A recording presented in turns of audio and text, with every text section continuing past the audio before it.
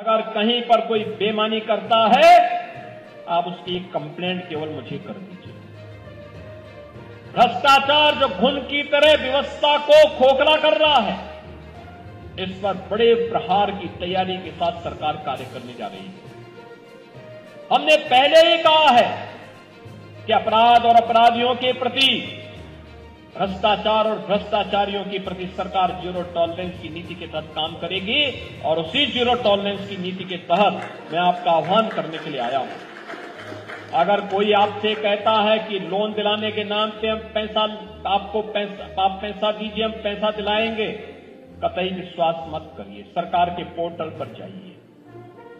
अगर कोई आपसे अनावश्यक रूप से धनराशि की मांग करता है, आप उसकी शिकायत करिए। हम उसकी जांच करवा करके जवाबदेही तय करवा देंगे वहां पे।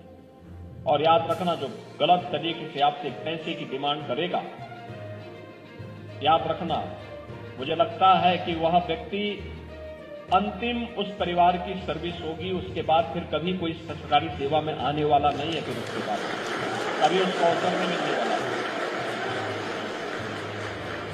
इतनी बड़ी कार्रवाई कर देंगे कि वह एक नजीर बन जाएगी।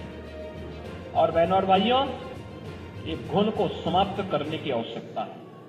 शक्ति के साथ इससे लड़ने की आवश्यकता है। और ये तभी हो सकता है जब समाज सरकार के साथ खड़े होकर के इससे लड़ने के जज्बे के साथ तैयार हो सके। तो सुना आपने, रिश्वतखोरी, भ्रष्टाचार को लेकर बड़े प्रहार के साथ सरकार कार्य करने जा रही है योगी आदित्यनाथ। भ्रष्टाचार के घुन को समाप्त करने की आवश्यकता है। यूपी के मुख्यमंत्री ने कहा कि अगर कोई आपसे अनावश्यक रूप में धनराशि की मांग करता है, आप उसकी शिकायत करिए। हम उसकी जांच करके जवाबदेही तय करवा देंगे। जो गलत तरीके से आपसे धनराशि की डिमांड करेगा, उस व्यक्ति के परिवार की वह अंतिम सरकारी नौकरी होगी। फिर उस परिवार का कोई व्यक्ति सरकारी सेवा में नहीं आ पाएगा।